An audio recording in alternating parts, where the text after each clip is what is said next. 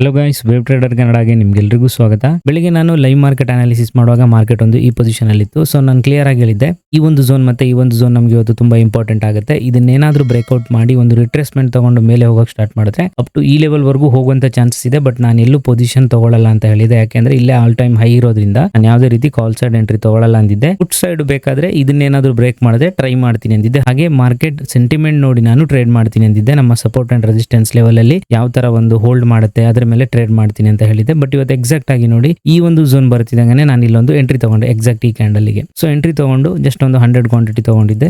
So ಇಲ್ಲಿಂದ ಇಲ್ಲಿವರೆಗೂ ಒಂದು ಪಾಯಿಂಟ್ಸ್ ನ ಕ್ಯಾಪ್ಚರ್ ಮಾಡಿದೆ. ಮತ್ತೆ ಎಕ್ಸಾಕ್ಟ್ ಆಗಿ ಈ ಲೆವೆಲ್ ಅಲ್ಲಿ ಕೂಡ ಒಂದು ಎಂಟ್ರಿ ತಗೊಂಡೆ, ಅಪ್ ಟು ಇಲ್ಲಿವರೆಗೂ ಪಾಯಿಂಟ್ ನ ಕ್ಯಾಪ್ಚರ್ ಮಾಡಿದೆ. ಸೊ ಈಗ ನೀವು ಕೇಳಬಹುದು, ನಿಮ್ಮ ಒಂದು ರೂಲ್ಸ್ ಗೆ ಇಲ್ಲಿ ಅಪೋಸಿಟ್ ಆಗಿಲ್ವಾ ಅಂತ. ಅದನ್ನ ಕೂಡ ನಾನು ಈಗ ಎಕ್ಸ್ಪ್ಲೇನ್ ಮಾಡ್ತೀನಿ ನೋಡಿ, ತುಂಬಾ ಇಂಟ್ರೆಸ್ಟಿಂಗ್ ಆಗಿರುತ್ತೆ. ಈಗ ನೀವು ಇಲ್ಲಿ ನೋಡ್ತಾ ಇರೋದು ನಿಫ್ಟಿ ಸ್ಪಾಟ್ ಚಾರ್ಟ್, ಹಾಗೆ ಇಲ್ಲಿ ನೋಡ್ತಾ ಇರೋದು ನಿಫ್ಟಿ ಫ್ಯೂಚರ್ ಚಾರ್ಟ್. ಓಕೆನಾ? ನೋಡಿ ಎಕ್ಸಾಕ್ಟ್ ಆಗಿ ಇಲ್ಲಿ ಯಾವಾಗ ರಿಜೆಕ್ಷನ್ ಸ್ಟಾರ್ಟ್ ಆಯ್ತು, ನಾನು ಫ್ಯೂಚರ್ ಚಾರ್ಟ್ ಕೂಡ ಹಾಕೊಂಡಿದ್ದೆ ನೋಡಿ. ಇಲ್ಲಿ ನಮ್ಮ ಈ ಲೆವೆಲ್ ಅಲ್ಲೇ ರಿಜೆಕ್ಷನ್ ಸ್ಟಾರ್ಟ್ ಆಯ್ತು. ಸೊ ಆಮೇಲೆ ಏನ್ ಮಾಡಿದೆ, ಇಮಿಡಿಯೇಟ್ ಆಗಿ ಇಲ್ಲಿ ಯಾವಾಗ ರಿಜೆಕ್ಷನ್ ಸ್ಟಾರ್ಟ್ ಆಯ್ತು, ನನಗೆ ಇಲ್ಲಿಂದ ಅಪ್ ಟು ಇಲ್ಲಿವರೆಗೂ ಒಂದು ಡೌನ್ ಫಾಲ್ ಬರುತ್ತೆ ಅಂತ ಗೊತ್ತಾಯ್ತು. ಸೊ ಇಮಿಡಿಯೇಟ್ ಆಗಿ ಈ ರೀಸನ್ ಗೋಸ್ಕರ ನಾನು ಇಲ್ಲಿ ಎಂಟ್ರಿ ತಗೊಂಡಿದ್ದು. ಓಕೆನಾ? ನಿಫ್ಟಿ ಫ್ಯೂಚರ್ ಚಾರ್ಟ್ ಮೇಲೆ ಇಲ್ಲಿ ಮೇಲಿನ ಸ್ಟಾಪ್ ಲಾಸ್ ಇಟ್ಟಿದೆ, ಒಂದು ಸ್ಮಾಲ್ ಸ್ಟಾಪ್ ಲಾಸ್ ಇತ್ತು. ಅಪ್ ಟು ಇಲ್ಲಿವರೆಗೂ ಒಂದು ಟಾರ್ಗೆಟ್ ನಂದು ಅಚೀವ್ ಆಯ್ತು. ಹಾಗೆ ಇಲ್ಲಿ ಯಾವಾಗ ಮತ್ತೆ ಹೋಲ್ಡ್ ಮಾಡಿ ಒಂದು ಸಪೋರ್ಟ್ ತಗೊಳಕ್ ಸ್ಟಾರ್ಟ್ ಆಯ್ತು, ನಾನು ಏನ್ ಮಾಡಿದೆ, ಇಮಿಡಿಯೇಟ್ ಆಗಿ ಇದೇ ಝೋನ್ ಅಲ್ಲೇ ಒಂದು ಎಂಟ್ರಿ ತಗೊಂಡೆ. ಓಕೆ, ಕಂಪ್ಲೀಟ್ ಆಗಿ ನಾನು ಇವತ್ತು ಫ್ಯೂಚರ್ ಚಾರ್ಟ್ ನೋಡಿನೇ ಎರಡು ಪೊಸಿಷನ್ ತಗೊಂಡಿದ್ದು. ಇಲ್ಲಿಂದ ಇಲ್ಲಿವರೆಗೂ ಒಂದು ಅರೌಂಡ್ ಒಂದು 25 ಪಾಯಿಂಟ್ಸ್ ಕ್ಯಾಪ್ಚರ್ ಆಯ್ತು. ಸೇಮ್ 100 ಕ್ವಾಂಟಿಟಿ ಸ್ಟಾಪ್ ಲಾಸ್ ಇಲ್ಲೇ ಕೆಳಗಡೆ ಇಟ್ಟಿದ್ದೆ. ಸ್ಟಾಪ್ ಲಾಸ್ ತುಂಬಾ ಚಿಕ್ಕದಿತ್ತು ನಂದು, ಎರಡು ಇವತ್ತಿನ ಪೊಸಿಷನ್ ಕೂಡ. ಓಕೆ, ಓವರ್ ಆಲ್ ಅದರಲ್ಲಿ ಒಂದು 35, ಇದರಲ್ಲಿ ಒಂದು 25. ಹಾಗೆ ಟೋಟಲ್ ನಾವು ಇವತ್ತು ನೋಡೋದಾದ್ರೆ 60 ಪಾಯಿಂಟ್ಸ್ ನ ಕ್ಯಾಪ್ಚರ್ ಮಾಡಿದ್ವಿ ಇಂಟು 100, ಅರೌಂಡ್ ಒಂದು 6000 ರುಪೀಸ್ ಇವತ್ತಿನ ನಮ್ಮ ಒಂದು ಟ್ರೇಡ್ ಪ್ರಾಫಿಟ್ ಆಗಿತ್ತು. ಸೊ ಇದು ನಿಫ್ಟಿ ಎಲ್ಲ ಆಯ್ತು. ಓಕೆನಾ? ಎಷ್ಟು ಸಿಂಪಲ್ ಆಗಿ ನೋಡಿ ನಮ್ಮ ಸಪೋರ್ಟ್ ಅಂಡ್ ರೆಸಿಸ್ಟೆನ್ಸ್ ಫ್ಯೂಚರ್ ಅಲ್ಲಿ ವರ್ಕ್ ಆಗಿದೆ. ಸೊ ಅದೇ ತರ ಇಲ್ಲೂ ಕೂಡ ವರ್ಕ್ ಆಗಿದೆ ನೋಡಿ. ಇಲ್ಲಿ ಹೋಲ್ಡ್ ಮಾಡಿದೆ, ಹಾಗೆ ಇದನ್ನೇನೋ ಬ್ರೇಕ್ ಮಾಡಲಿಲ್ಲ.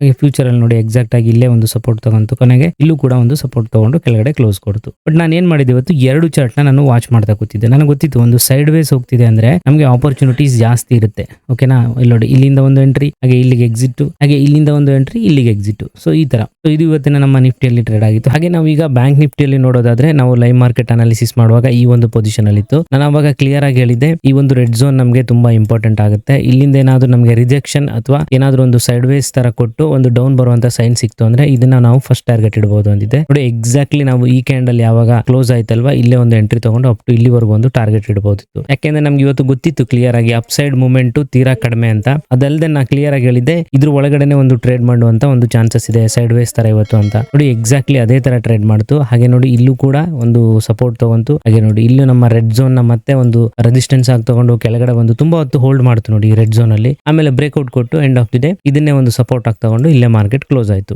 ನೀವು ನೋಡ್ತಾ ಇದೀರಲ್ವಾ, ನಿಫ್ಟಿ ಅಂಡ್ ಬ್ಯಾಂಕ್ ನಿಫ್ಟಿ ನಮ್ಮ ಈ ಟೂಲ್ ಎಷ್ಟು ಪರ್ಫೆಕ್ಟ್ ಆಗಿ ವರ್ಕ್ ಆಗ್ತಿದೆ ಅಂತ. ನೀವು ಡೈಲಿ ಈ ಟೂಲ್ ನ ಅಬ್ಸರ್ವ್ ಮಾಡ್ತಾ ಬಂದ್ರೆ, ನೀವು ವಿತಿನ್ 2 to 3 ಮಂತ್ಸ್ ಪ್ರಾಕ್ಟೀಸ್ ಮಾಡಿದ್ರೆ 100% ನಿಮ್ಗೆ ಎಲ್ಲಿ ರಿಜೆಕ್ಷನ್ ಆಗುತ್ತೆ, ಎಲ್ಲಿಂದ ಏನು ಬ್ರೇಕ್ಔಟ್ ಆಗುತ್ತೆ, ಈ ಬ್ರೇಕ್ಔಟ್ ಪರ್ಫೆಕ್ಟ್ ಇಲ್ಲ ಫೇಕ್ ಅನ್ನೋದು ನಿಮಗೆ ಕ್ಲಿಯರ್ ಆಗಿ ಗೊತ್ತಾಗ್ತಾ ಹೋಗುತ್ತೆ. ಜೊತೆಲಿ ನಮ್ಮ ವೇವ್ ಅನಾಲಿಸಿಸ್ ಕೂಡ, ನಮಗೆ ಮಾರ್ಕೆಟ್ ಡೌನ್ ಹೋಗುತ್ತೋ ಇಲ್ಲ ಒಂದು ಸೈಡ್ ವೇಸ್ ಹೋಗುತ್ತೋ ಇಲ್ಲ ಅಪ್ ಹೋಗುತ್ತೋ ಅನ್ನೋದನ್ನ ನಮ್ಗೆ ಅಲ್ಲಿ ಕನ್ಫರ್ಮೇಶನ್ ಸಿಗುತ್ತೆ. ಆ ಬಂದು ಬೇಸ್ ಇಟ್ಕೊಂಡು ಇದ್ರ ಮೇಲೆ ಯಾವ ತರ ರಿಯಾಕ್ಟ್ ಮಾಡುತ್ತೆ ಅನ್ನೋದನ್ನ ಇಟ್ಕೊಂಡು ನಾವು ಆರಾಮಾಗಿ ನಾವು ಟ್ರೇಡ್ ಮಾಡಬಹುದು. ಸೊ ಮೇನ್ ಆಗಿ ಆಪ್ಷನ್ ಬೈಯರ್ಸ್ ಇದಾರಲ್ವಾ, ಅವರಿಗೆ ಡೈರೆಕ್ಷನ್ ಇಂಪಾರ್ಟೆಂಟ್ ಆಗುತ್ತೆ. ಮಾರ್ಕೆಟ್ ಇವತ್ತು ಯಾವ ತರ ಹೋಗುತ್ತೆ ಅನ್ನೋದು. ಸೊ ಆದಷ್ಟು ಜನ 90% ಫೇಲ್ ಆಗೋದೇ ವಿತೌಟ್ ಡೈರೆಕ್ಷನ್. ಓಕೆ, ಅವ್ರಿಗೆ ಡೈರೆಕ್ಷನ್ ಗೊತ್ತಿರಲ್ಲ. ಯಾವ್ದೋ ಒಂದು ಕ್ಯಾಂಡಲ್, ಒಂದು ದೊಡ್ಡ ಗ್ರೀನ್ ಕ್ಯಾಂಡಲ್ ಬಂತು ಅಂದ ತಕ್ಷಣ ಇಲ್ಲಿಂದ ಮೇಲಾಗುತ್ತೆ ಅಂತ ಬೈ ಮಾಡ್ತಾರೆ. ಮೇಲ್ಗಡೆ ಯಾವ್ದೋ ಒಂದು ರೆಸಿಸ್ಟೆನ್ಸ್ ಅಥವಾ ಏನೋ ಒಂದಿರುತ್ತೆ, ಸಡನ್ ಆಗಿ ಅಲ್ಲಿಂದ ಫಾಲ್ ಆಗಿ ಸ್ಟಾರ್ಟ್ ಆಗುತ್ತೆ, ಸ್ಟಾಪ್ ಲಾಸ್ ಇಟ್ ಮಾಡ್ಕೊಂತಾರೆ. ಸೊ ಎಷ್ಟೋ ಜನ ಏನ್ ಮಾಡ್ತಾರೆ, ಸ್ಟಾಪ್ ಲಾಸ್ ಇಡಲ್ಲ ಅವರು. ಓಕೆನಾ? ಆ ಕ್ಯಾಪಿಟಲ್ ನ ಜೀರೋ ಮಾಡ್ಕೊಳ್ಳೋದು ಅದೇ ರೀಸನ್ ಇಂದ. ಸೊ ನಾವು ಅದನ್ನೆಲ್ಲ ನಿಮ್ಗೆ ಕ್ಲಿಯರ್ ಆಗಿ 1 by 1 ಕಲಿಸ್ತಾ ಹೋಗ್ತೀವಿ. ಈ ವಿಡಿಯೋ ಮತ್ತೆ ನಮ್ಮ ಈ ಟೂಲ್ ಇಷ್ಟ ಆಯ್ತು ಅಂದ್ರೆ ನೀವು ದಯವಿಟ್ಟು ಲೈಕ್ ಮಾಡಿ. ಹಾಗೆ ಇನ್ನೂ ಯಾರು ಸಬ್ಸ್ಕ್ರೈಬ್ ಮಾಡಿಲ್ಲ ಅಂದ್ರೆ ದಯವಿಟ್ಟು ಸಬ್ಸ್ಕ್ರೈಬ್ ಮಾಡ್ಕೊಳ್ಳಿ. ಜೊತೆಲಿ ಬೆಲ್ ಐಕಾನ್ ಕೂಡ ಪ್ರೆಸ್ ಮಾಡ್ಕೊಳ್ಳಿ. ಹಾಗೆ ನಮ್ಮ ಟೆಲಿಗ್ರಾಮ್ ಲಿಂಕ್ ಕೂಡ ಡಿಸ್ಕ್ರಿಪ್ಷನ್ ಅಲ್ಲಿ ಇದೆ, ಅದನ್ನು ಕೂಡ ನೀವು ಜಾಯ್ನ್ ಆಗಬಹುದು. ಅಲ್ಲಿ ನಿಮಗೆ ನಮ್ಮ ಲೈವ್ ಮಾರ್ಕೆಟ್ ಅಪ್ಡೇಟ್ಸ್ ಕೂಡ ಬರ್ತಾ ಹೋಗುತ್ತೆ.